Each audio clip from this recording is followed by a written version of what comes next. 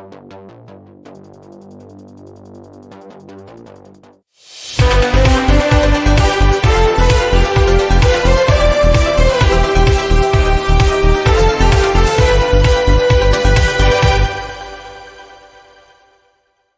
everybody, it must be just a couple days after Christmas. It must be Monday at 8 p.m. and I must be Spike Cohen because this is Spike Cohen's Culture of Winning.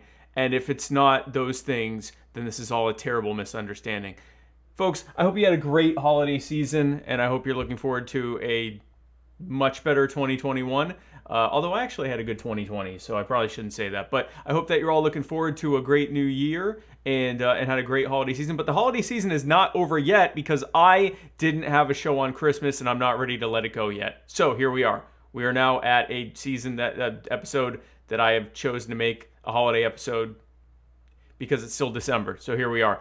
For those who haven't watched Culture of Winning before, very simply put, Culture of Winning is a show I put together where I talk to recently elected libertarians to talk about how they got elected, why they decided they wanted to run, some of the challenges that they've faced, and to help build a blueprint that libertarians across the country can use to win winnable races up and down the ballot across the country. And with that said, and with no further ado, I would like to introduce my next guest, my guest tonight on this 13th episode of Culture of Winning. He is the recently elected, I'm going to say this correctly, he is the recently elected commissioner to the Kankakee County Commission of the 13th District. I think I said that correctly. We're about to find out. Ladies and gentlemen, please join me in welcoming my next guest, Mr. Jake Collins. Jake, hi, Freddie. How's it going? It's good. It's good. Hi. Oh, hi. How are you? I'm good. Hey, did I say it correctly? You advertise both of us. No, absolutely not. Okay, what did I get wrong? I'm the 13th district representative for the Kankakee County Board. Isn't that what I said? No, I'm like you. I thought you said I was commissioner of Gotham City, or wasn't that what you just said? No, I'm a county board representative. There's no commissioner involved. Although it sounds really neat. Commissioner, I'm going to ask people to start calling me commissioner. Yeah, I was going to say, you should go by, I would go by commissioner. I would say, and it's not like anyone, like no one can actually make you not call yourself the commissioner of Kankakee County Board 13th District. Those other people can be representatives. You can be a commissioner. Jake, thanks so much for coming on. Thank you for bringing Freddie with you. I had a few people asking about Freddie Mercury, the toilet paper roll. He was made by a very, very dear friend. We have a great artist community here in Kankakee County, Illinois, which, by the way, is just 45 minutes south of Chicago. Around 120,000 people in the county, but I've grown up with a great art community around here, great music scene, really artistic, creative people, not only with your traditional arts, but architecture as well. We're the home of one of Frank Lloyd Wright's earliest prairie style houses. Oh, wow. Cool.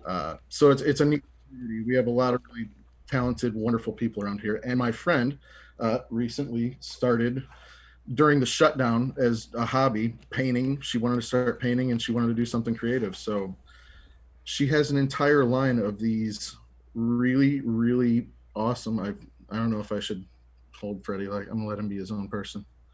I love Freddie Mercury. I'm a big Queen fan, and this is one of the ones that she painted that I couldn't do without. She has tons of them. She's Anthony Bourdain, Jimi Hendrix, Frida Kahlo, tons of them. Toilet Troll Art Nerd on Instagram if you want to check her out there. Shout out to Toilet Troll Art Nerd. So Jake, thank you again for coming on. This is your first time on any of my shows, and the first time I ever have a libertarian captive on one of my shows. I start by asking, what is it that got you into being a libertarian and brought you to the Libertarian Party? Was it kind of an aha moment or sort of a gradual evolution over time? Every libertarian has their genesis story. Tell us the great Collins Christmas story. Well, it was late one night in 1984, the wee morning hours to be exact. venture into libertarianism was definitely a gradual one. I grew up in a family, a diverse family, in every aspect of the word. Successful people, unsuccessful people, different religious backgrounds, different cultural backgrounds, all in the same family. And I was really fortunate, in retrospect, to have grown up in such a diverse family. And I think that everybody in my family in their own way was really liberal in the classic sense. And I remember being in high school when I really started paying attention to politics and hearing a young Senator Barack Obama speak and thinking, wow, that guy is really well spoken and he seems like he really cares about people. Uh, and so I was a Democrat. I thought blue was my favorite color, anyways. It was the right path. Everything made sense. This guy sounds great. And then the more I started to pay attention, the more I got into the real world, and having to take care of myself and uh, seeing what really starting to step back from the situation and say, okay, this group seems like they want to do great for people, but what is the history of it? And I found myself feeling a lot more conservative, at least from a fiscal stance. Right. I think I'm the most liberal social person that you would want to meet. Yep. And then I found myself seeing what the effects of liberal spending did on our country.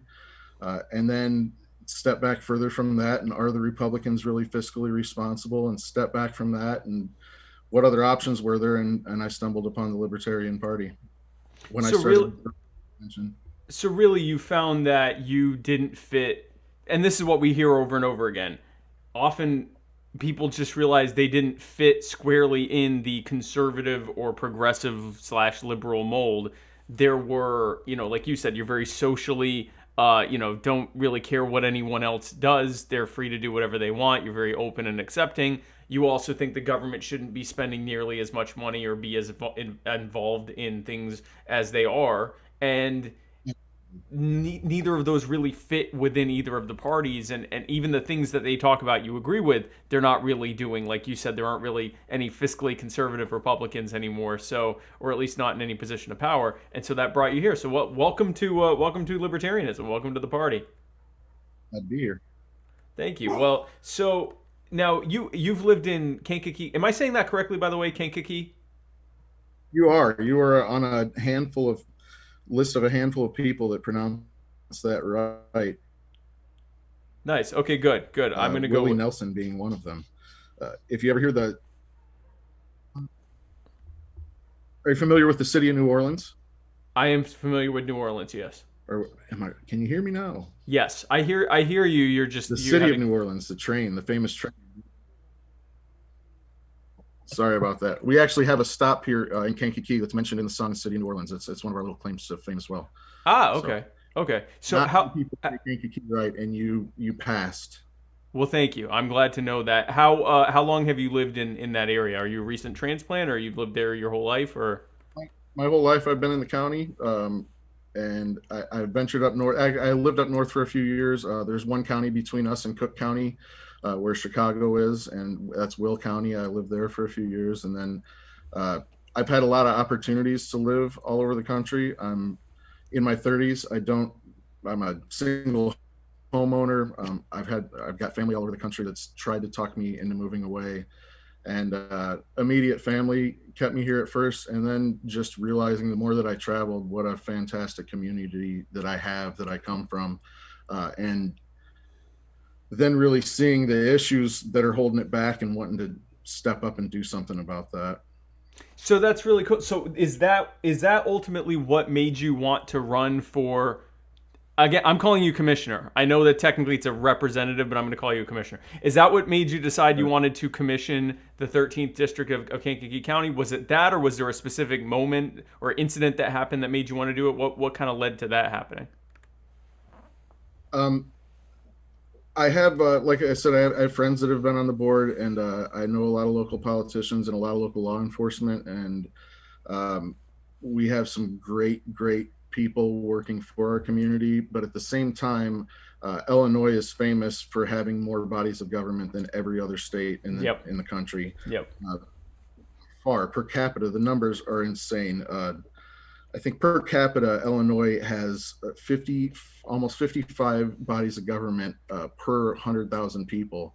And we all talk about how crazy the politics are in California, but they only have a rounded off 12 bodies of government per 100,000 people. So that's 12 to 54. Um, it's insane the hurdles that creates, because as you know, every time that there's another ripple of government, it creates more fees and more taxes and more regulations. uh, in Illinois, the things that have just passed in the last few years have destroyed small businesses, or just made huge hurdles.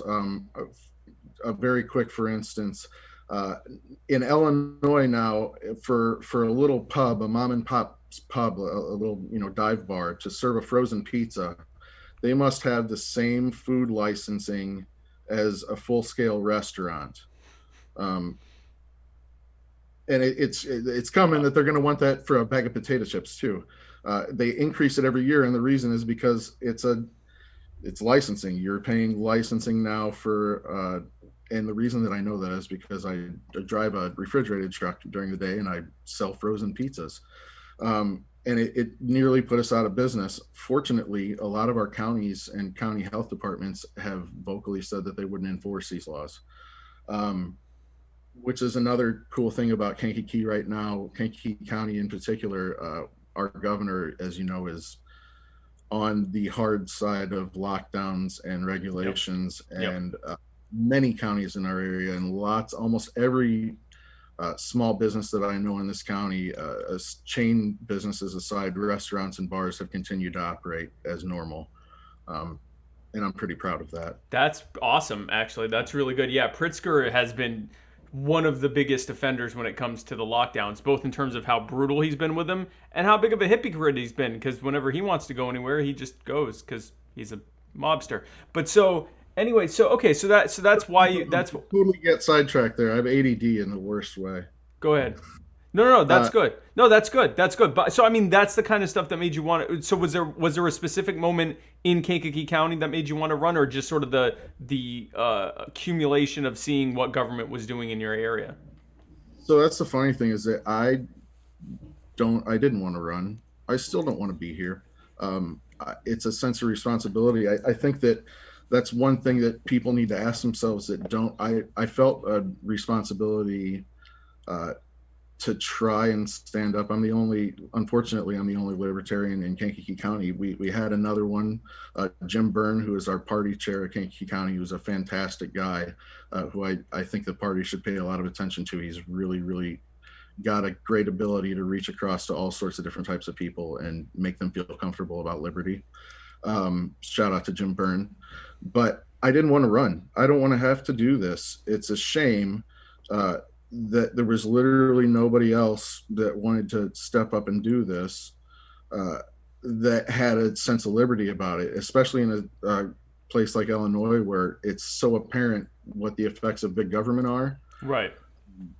And now, to be fair, I have friends that are Republicans that vouched for me. I have friends that are Democrats that vouched for me. I've had a really unique opportunity to work in the service industry as long as I have, and I've met a lot of people. And one of the things that I've learned is meeting people will either completely turn you off from them, or you can try and develop empathy and understand why most of the terrible people, seeming people that you meet, are the way they are. Right. Um, and I think that's a place where libertarianism can reach out to people, and that's what I want to do with my seat in this town. I think that my not wanting to participate gives me the sense of responsibility to do it well. If you're going to do this, do it because it's the right thing to do. And I want to ultimately, I'd like to take out any way I can to reach out to people in this county. If I have to save up money and take out some radio ads here in the future in our local broadcasting, just to encourage people to talk to their local politicians and see why they vote the way they vote, and encourage them to vote on behalf of the people of the county rather than bigger government, which is the problem here in Illinois. Right, exactly. I mean that's why you felt a sense of responsibility to run, it was something you didn't even want to do. It's watching this rising tide of government taking over led you to do that. Now, you had a very interesting strategy in your run. As I've talked about before on Culture of Winning, we have had everything from people that have had very, very hard fought races to people who intentionally picked races that no one else would run. Tell us about your strategy behind why you picked this race and how you ran. I think it's fascinating. Well, I tried to really sit down and simplify the process. The big deal with me, especially when talking to people about politics, is I find if you take a step back from whatever is your problem, step back and see what's caused that problem, and then step back again and keep stepping back until you really find the root of what you're upset about. Right. And that applies to every social situation. So to me, the problem with winning elections is that people run against you. So I found a race that no one ran against me and ran uncontested. And I was, like I said, I had a lot of Republicans and Democrats in the county that both vouched for me because they know that I think they know that I'm a good person and that my heart's in the right place here. But yeah, running uncontested races is really a strategy that I would like to put out there to everybody. Pro tip. So you actually now in your running, because we had one other person, I'm trying to remember the name now, but they were in California that did a similar thing. They looked for a race that no one else would run for, and they ran for it. Did you like intentionally lay low during the campaign in the hopes that no one else would think to run for the same thing, and just kind of wait it out until you eventually? So it was sort of like a stealth race type of thing. I'm still laying low as and the reason for that is, I mean, I want to be friends with everybody. So talking about bloated Illinois politics, Right. Kankakee in particular, we are one county with 119,000 estimated for this year's people. Right. 119,000 people, and we have 28 districts. There's 28 representatives for this county. In Why? comparison, Cook County, where Chicago is, has 17 districts. I'm pretty positive. Uh, the culture of politics seems to be in this area. Illinois is what there. I believe 20 states still have townships, and most of them seem to be through the Midwest. And townships, they actually like 20% of the U.S. population is comprised of people that live in townships. A lot of townships function really, really well around here. The people that are elected township officials, really a lot of them take pride in how they take care of their roads and how they take care of their citizens, and they really strive to do the right thing. It's really a thankless job for a lot of these people. At the same time, when you have this many politicians in an area, it dilutes the content of the office. Right. I think I have 1,500 and some registered voters in my district, and my district is downtown Kankakee. So you've got 109. You said 191,000 people in 28 Right. districts. 28 districts, yes.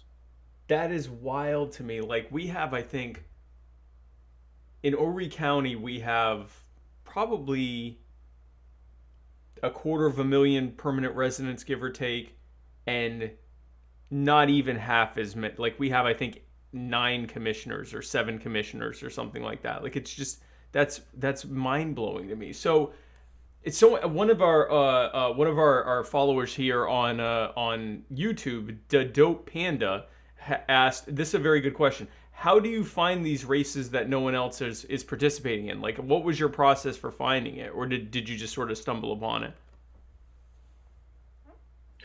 Once again, I've been very, very fortunate to have worked in the service industry as long as I have around town.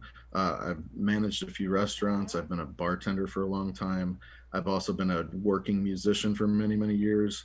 Uh, so I met lots of people, and I actually knew politicians that said, "Hey, I like what you're saying." And the best part is now that I get into local politics, I keep hearing people walk up to me, other board members and other elected officials, and they're like, "Oh, I'm a closet libertarian. I'm a closet libertarian too. Right, right, right. Why don't you vote that way?" Yeah. Uh, what are we? Why aren't we focusing on compressing our government? And I completely lost track of what question you just asked me, but So I'll come. how do you find these races that no one else is How do participating I in? find these pieces? I was fortunate enough to have people that turned me on to it. Um, I don't have an answer for how to find races. Get out to your local government, find your county. The most important thing to realize is that small politics, if you want to start a wave, you got to start with a ripple. The politics that affects everyone's life, as I'm sure you recognize, um, if you had a one president, it would have been a huge change. Right. Uh, but on the federal level, for the most part, none of that affects my day to day life. Yep. Yep. The taxes in my city that have driven out Kankakee used to be a huge boom town. From the 1800s, from our founding all the way up through the 1970s and 80s, we were where people from Chicago came down to us. We had vast natural resources, parks, rivers. We had tons of industry, and taxes drove them all away.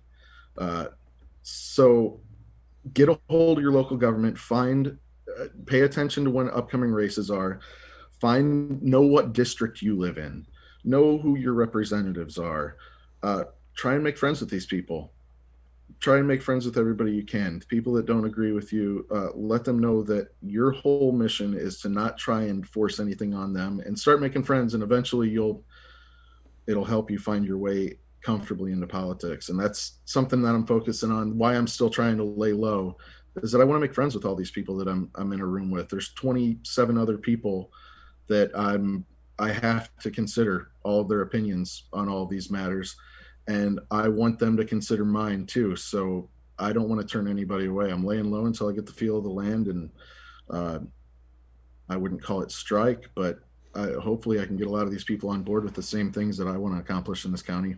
So very interesting thing. Even though his strategy was the opposite of what you usually hear, it was lay as low as possible, find a race no one's running in. At the end of the day, it was still the same thing. Be known in your community, make connections with people so that you have a good rapport with folks, especially people in positions of power, and then you can hopefully move some of them over to your side.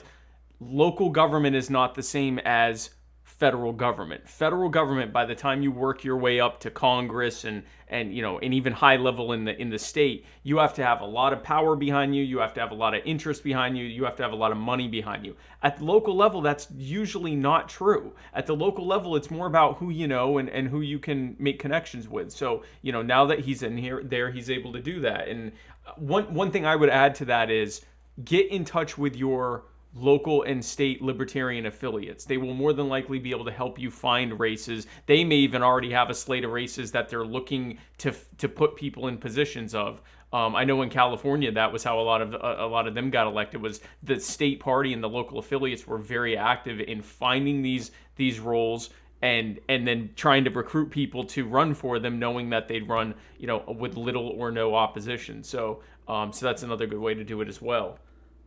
That was another huge advantage to me. The Illinois State Party, we have some really, really great people, some really great liberty-minded people that work really, really hard. Steve Seuss is our party chair. If you're in Illinois, look up the Illinois Libertarian Party, ask them questions, ask them how you can get involved.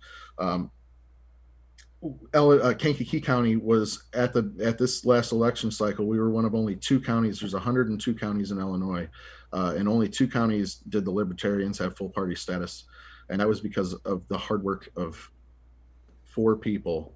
And they were doing that work before I came in. They got my buddy Jim Byrne was representative for the county board as a libertarian, our first elected official, and they did a lot of work to get us full party status. And it was literally the difference of me having to have 1 signature to run or 500 if I ran as an independent. Wow. And kind of out of snub, I was the only signature petition to run. I obviously, for committeemen, I'm a committeeman as well. I had to get signatures in my neighborhood, but I signed my 1 signature and handed it in. That's because of the hard work that was done by Jim Byrne and others. That is awesome. So, I guess so. The next question I usually ask implies there was a challenge, but I'll go ahead and ask you because I'm interested to see what would you say if there was anything challenging? What would you say was the most challenging part of running for office? And it might not have even been the run itself. It might have been something to do with how it affected your life or something like that. How what would you say was the most challenging part of all this? Um, now is the most challenging part of it. Right. I want to make sure that from here on forward, I try to pay attention to listen to people more often. And I love to get on and shout about liberty. And, I used to almost find joy in pointing out, like, you're wrong. How can you be so wrong? Some people, it seems like they just have no grasp of, uh, well, self-worth, let alone self-responsibility and actual liberalism, classic liberalism. Right. Um, and over talking to people so long about that, I'm learning more and more how to interject myself pleasantly into situations and just to be a good example of not wanting to tread on other people and try and do it in the most diplomatic way possible. So the hard part is now. Um, get get elected uh, any way you can. Make friends, though. I advise everybody to try and make friends with these people that are in politics, because it's the only way we're ever going to infiltrate. Well, and that's the other thing is like, how do I want to say this? Your city councilor probably isn't a maniacal scumbag. He's They not. might be. They might be. They might be. But they might Well, just. What's we that? got to talk county. The city's messed. The county is doing all right. The Okay, city's a okay. mess. Your They're both a county mess. councilor, your county representative, or your local government people often are not really scummy people. They're just people that are somewhat prominent in the community who are trying to do the right thing. And they're often led by those who are in that council or in that body of whatever that governing body is, who are the most charismatic and the most influential and the ones who make the most sense and the ones who are able to influence the most people. So it really is a making friends and influencing other type of thing once you get in. It's like he said, whether you had a hard race or an easy race, the hardest part should be once you're actually in trying to do the things that you need to do, and that's going to be more than just arguing with people, because that's actually a terrible idea to go in Yeah, just to argue with people. There are certainly times where you need to pick fights, but you need to also be able to know when to pick those battles, and it doesn't mean compromise on your principles. It just means focus on the things that you can actually get done and try to build a rapport with the people there so you can actually get some things done. That's awesome that you're doing this. So if I were coming to you and I said, Jake, I'm thinking of running for something, uh, whether it's the way you did or in another way, what would be the single biggest thing that you would want to share with anyone who is thinking of running for office? um, the single biggest thing to share with anybody running for office: do it uh, because you don't ever want to be look back on your life and say, I could have been responsible for people living more free. um, sit back and really think about what life means.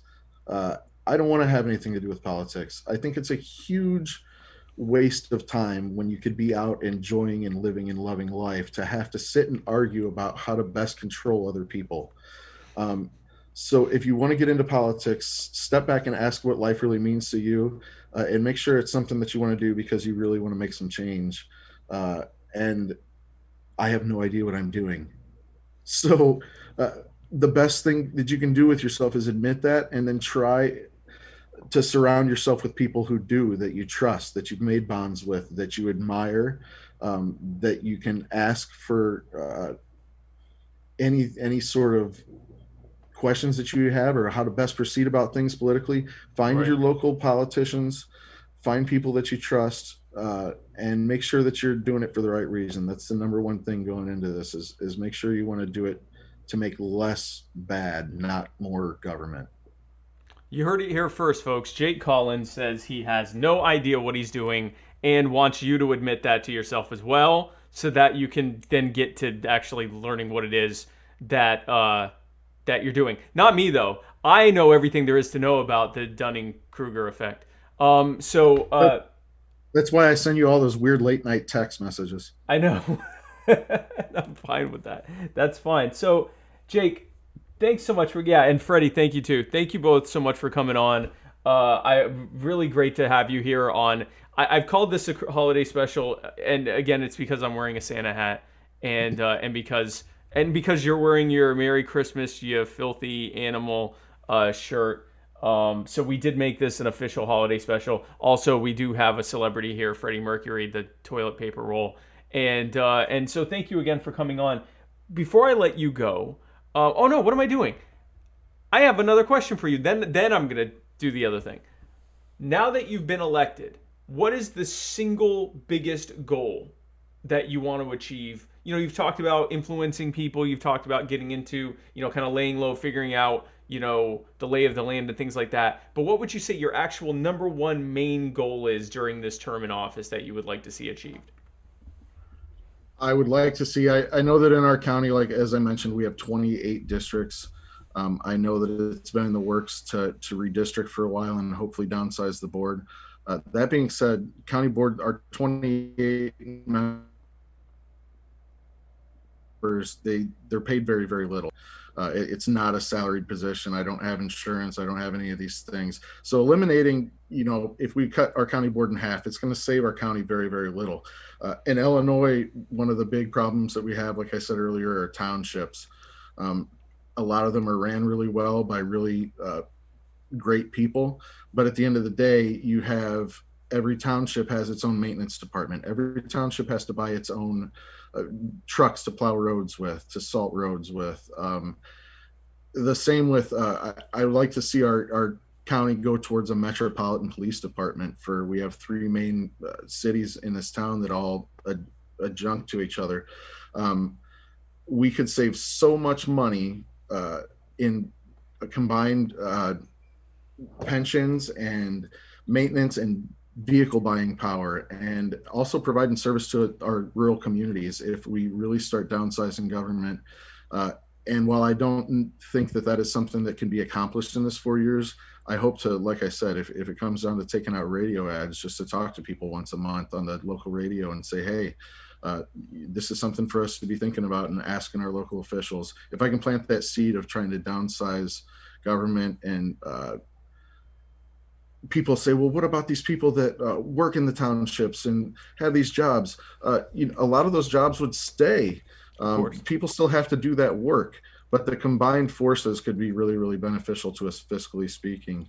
And our county needs that. We need to start making some money so we can stop sticking our taxpayers. We need to bring in business to create that. We need to use our money much more fiscally responsible.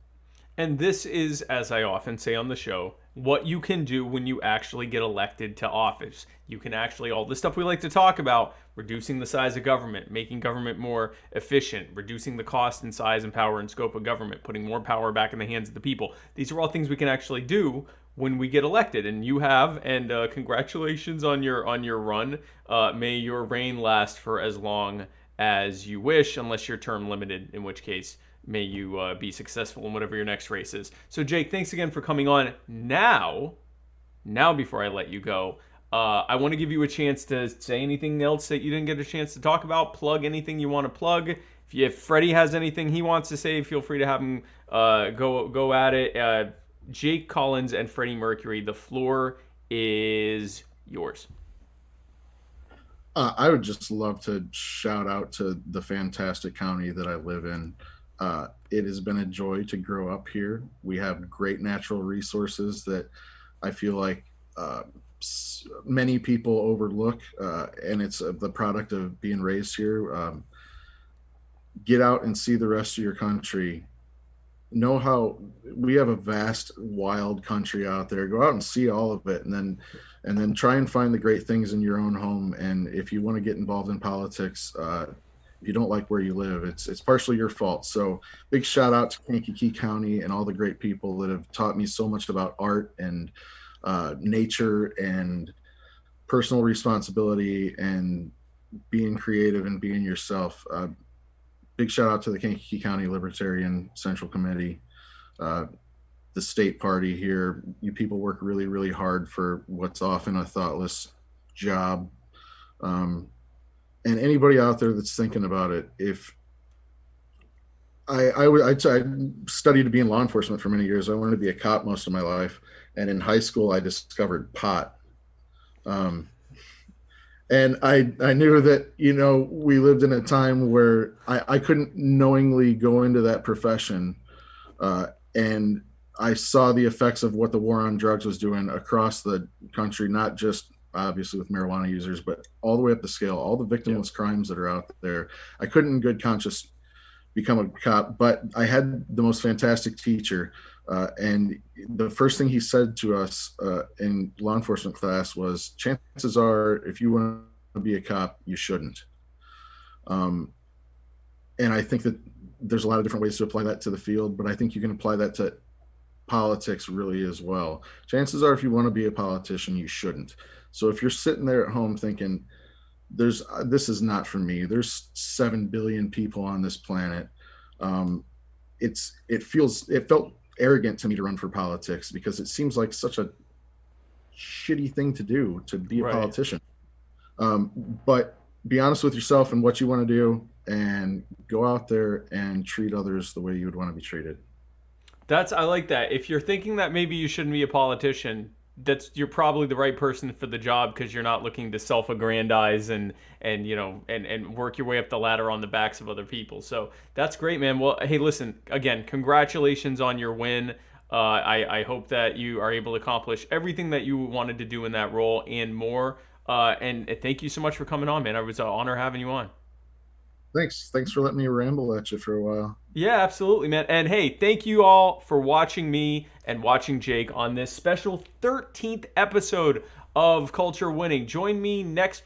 I do this every time. I forget to bring up the calendar so that I can tell my fine folks that are watching me live who is going to be my next guest on the Culture of Winning. So I actually don't have any. Go ahead. Everybody out there, I want to give a big shout out to you too. What a douche move to miss that. You're out there fighting the good fight, man. And thank you. I obviously, since this election, I've started paying attention to you, and you're really the voice of a lot more people than most politicians are. You're somebody that real people can connect to, and keep fighting that good fight, man. Thanks, man. I appreciate that. And yes, it was a total douche move that I just did here. Okay, I found it. Okay, so next, not this coming week, but the following week, on Monday the 11th at 8 p.m. Eastern, I will be interviewing Wendy Hewitt, who was just elected to I believe a county council position or city council position in California. And her husband is Jeff Hewitt, who is a commissioner out there in California as well. Wendy just won her election, and so she will be coming on to talk about her race. That will be Monday the 11th. In the meantime, tomorrow on Muddied Waters Media, join me, Spike Cohen, on our year-end episode of the Muddy Waters of Freedom. Matt Wright and I will be parsing through all of the biggest headlines of 2020, talking about what we loved the most from 2020. We'll be taking your requests and calls as well, and we will be auctioning off the big black mic. It's a big black mic auction. And this mic I got in 2018. I got it in order to start my podcasting career. And this mic got me from my very first terrible episodes of My Fellow Americans all the way through to being interviewed on national television before finally crapping out. And thankfully, it crapped out after the national television interview. So you served me well for a very long time, my friend, and now I'm going to auction you to the highest bidder, which is it's a weird way of showing my appreciation, but it's an object. They don't feel things. Folks, thanks so much for tuning into this episode of Culture of Winning. I will see you tomorrow on Muddy Waters Media, and I will see you in 2 weeks right back here where I'll be talking with Wendy Hewitt. Have an amazing New Year's, and let's hope that 2021 doesn't have any pandemics or more murder hornets or just let's just hope 2021 is I had a great 2020, but a lot of people did not. Let's hope 2021 is a much better year. Folks, thanks again for tuning in to this episode of Culture of Winning. I'm Spike Cohen, and you are the power. Take care, guys.